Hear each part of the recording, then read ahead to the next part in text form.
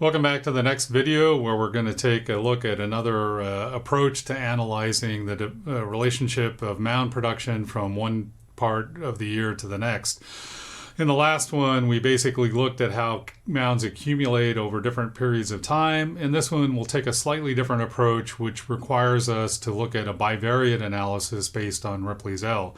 Again, I assume that you've heard about this and have some understanding of how these works.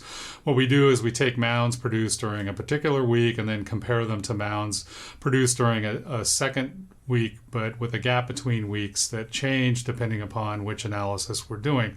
This gives us an understanding of what the spatial relationship is between mounds produced now and mounds produced in the future. Are they overlapping a lot, or are they totally independent of one another, or perhaps they're hyper-dispersed? If the gophers are actually eating roots and they harvest most of them in one area, it could be that for another week they shift to a completely different place to do their activity.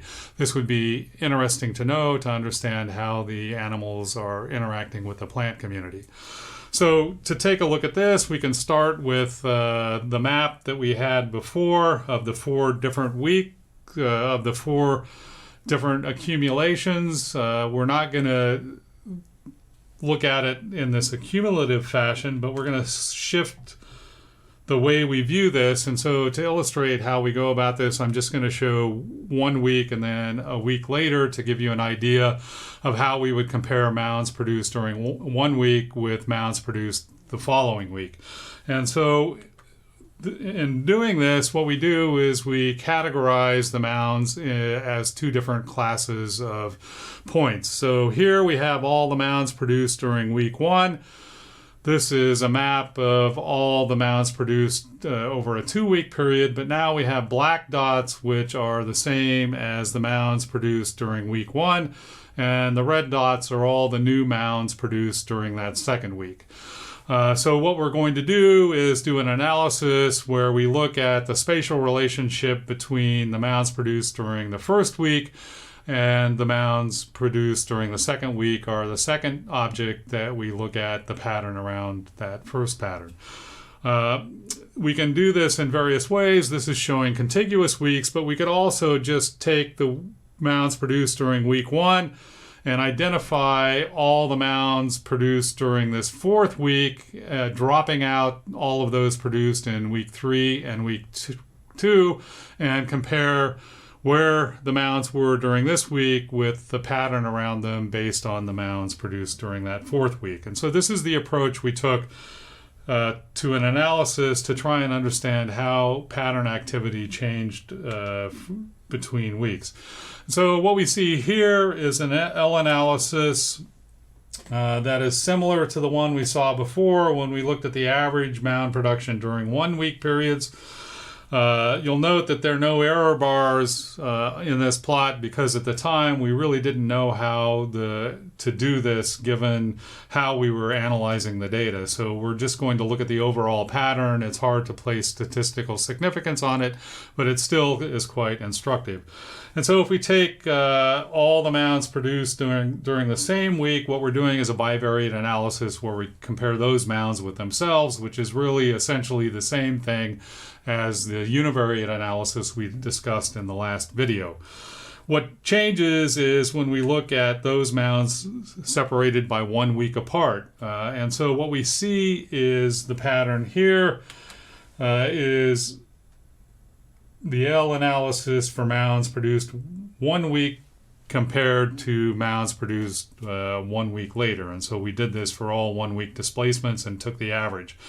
And again, what we see, as we saw in the previous analysis when we started accumulating, is that if we look at a 1 week displacement, we get a shift in the peak from when we consider mounds only produced within a week. Once we look at a 2 week separation, we see shift in the peak of activity, which suggests that gopher activity is moving in space over a 1 week period.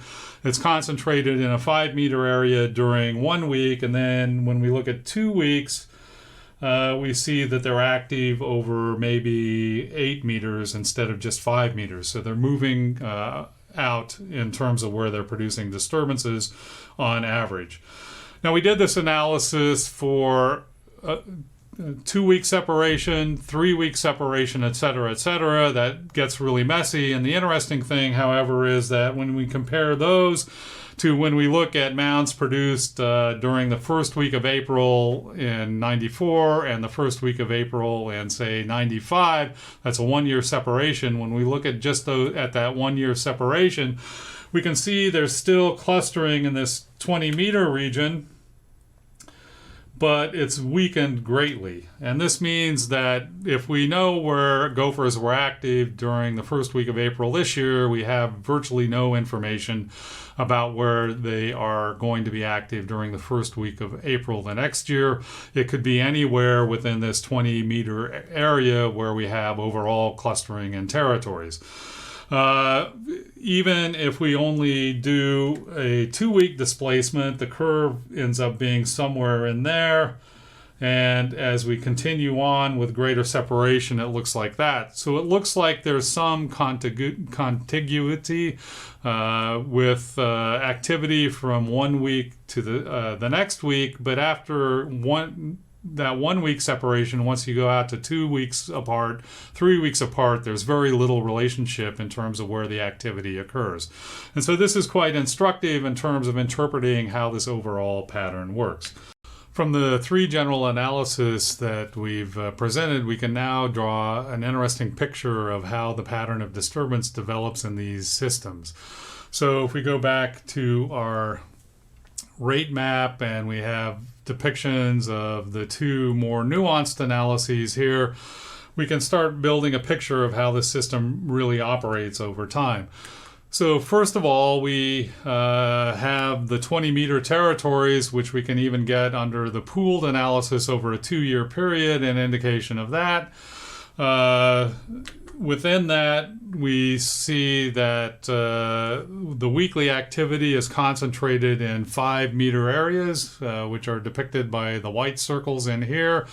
And in the last analysis, where we looked at different displacements, we can actually get some understanding of how the 5-meter areas of activity move through space over time. Within contiguous weeks, they tend to be somewhat in the same area, but after that, they can appear to produce mounds almost anywhere in the entire system. So this gives us a lot of insight into how this process of disturbance works, what the temporal sort of dynamics are, and as we talked about at the very beginning about motivations for our study, what would be nice would be to link this to actually what's going on in the plant community to see what kinds of connections there might be between the disturbance regime and what we see in terms of the distribution and diversity of plant species in these highly diverse systems. Thanks, and we'll talk to you in the next video about trying to link those 2 components together.